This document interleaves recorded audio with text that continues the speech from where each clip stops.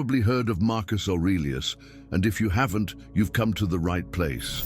In this video, we'll focus on one of the greatest Stoic philosophers and Roman emperors who ever lived.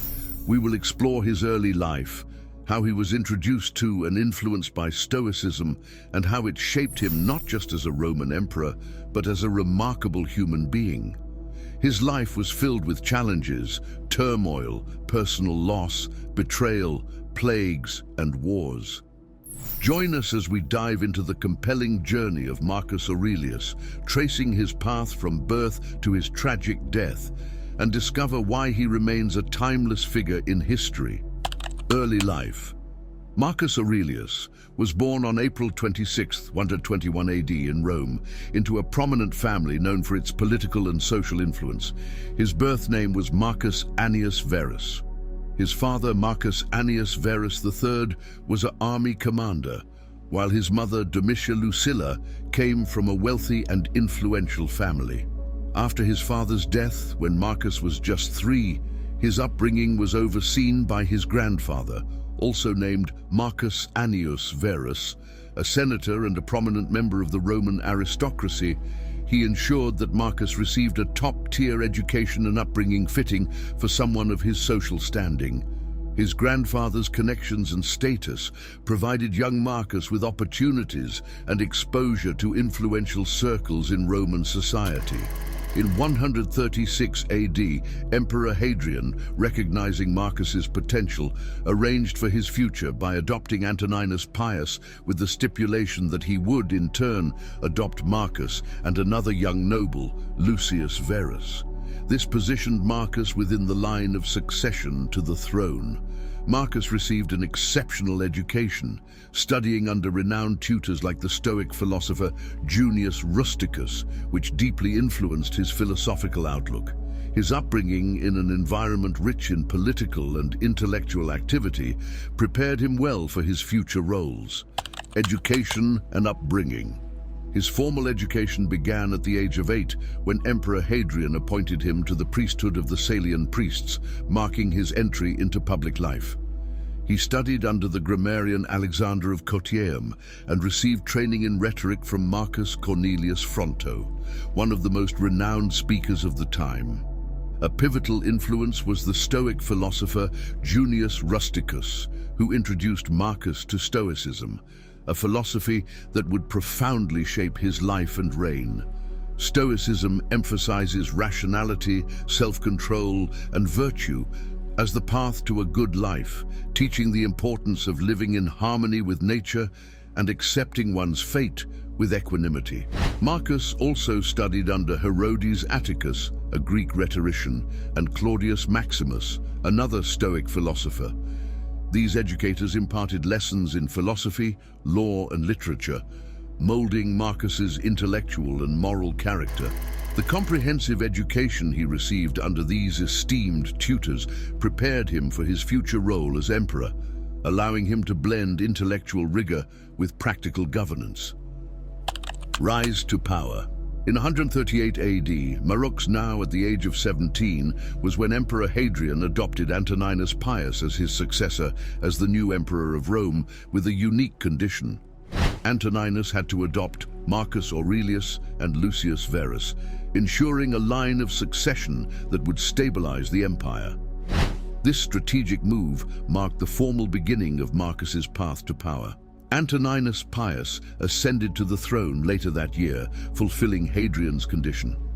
As part of the adoption, Marcus took on the name Marcus Aurelius Aurelius Verus, signifying his new status within the imperial family and his future role as emperor. Marcus's adoption was more than a political maneuver. It was a profound shift in his life, bringing him closer to the epicenter of Roman power. With his new name and status, Marcus was groomed intensively for leadership. He was given responsibilities and duties that would prepare him for the challenges of ruling an empire.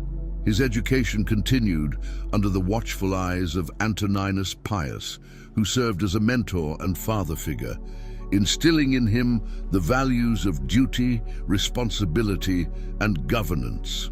Antoninus Pius provided a model of leadership that Marcus would later emulate. During his reign, Antoninus Pius maintained stability and prosperity in the Roman Empire, setting high standards for Marcus. He entrusted Marcus with increasing responsibilities, including administrative duties and public service, gradually preparing him for the ultimate leadership role. Marcus's political career also advanced during this period. He was appointed consul for the first time in 140 AD at a remarkably young age, reflecting the high regard in which he was held by the emperor and the Senate. Holding the consulship was one of the highest honors and crucial steps in a Roman political career, typically reserved for those destined for significant roles in the empire.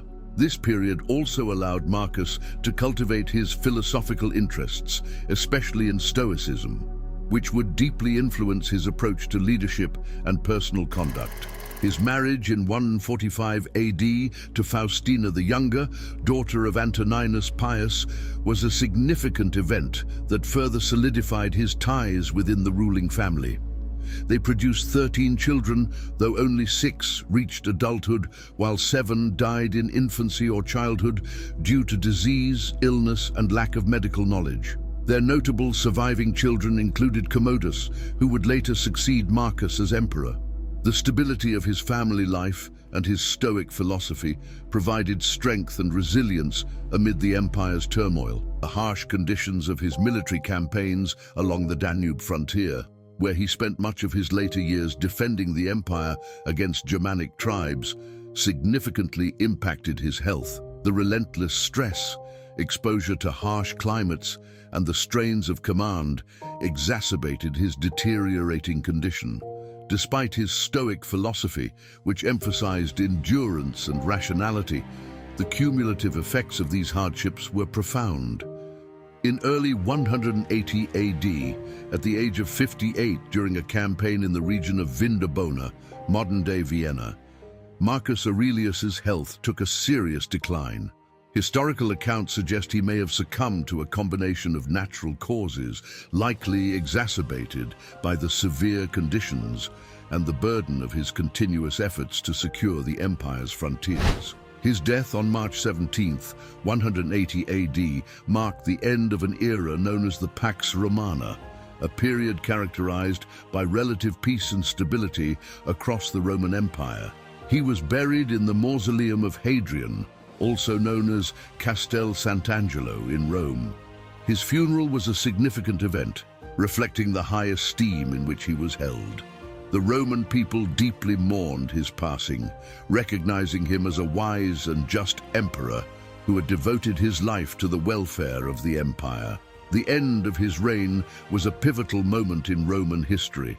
Marcus Aurelius was succeeded by his son Commodus, whose rule differed sharply with his father's, leading to a period of political instability and decline. Commodus often participated in gladiatorial games. You may recall him being portrayed by Joaquin Phoenix in the movie Gladiator. His reign lasted 12 years until he was assassinated in 192 AD due to his increasingly erratic behavior, autocratic rule, and widespread dissatisfaction among the Roman elite. Legacy.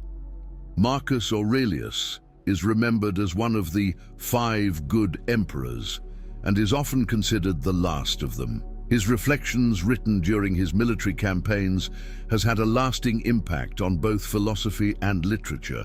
This work provides profound insights into Stoic philosophy, emphasizing rationality, self-control, and virtue as essential components of a good life. Meditations continues to inspire countless readers with its wisdom and practical guidance on living a virtuous life. It's considered one of the greatest works of philosophy and has profoundly influenced both literature and thought across generations. The text is frequently studied and cited for its Stoic insights, making it a staple in philosophical and literary circles. Unlike many philosophers who write from a place of theoretical understanding, Marcus applied Stoic principles in real time, dealing with adversity, maintaining rationality, and practicing virtue amidst chaos. His reflections in Meditations offer a unique, practical perspective on Stoicism, emphasizing resilience, inner peace, and the importance of duty and virtue. This real-life application gives his contributions a compelling authenticity that continues to resonate with readers.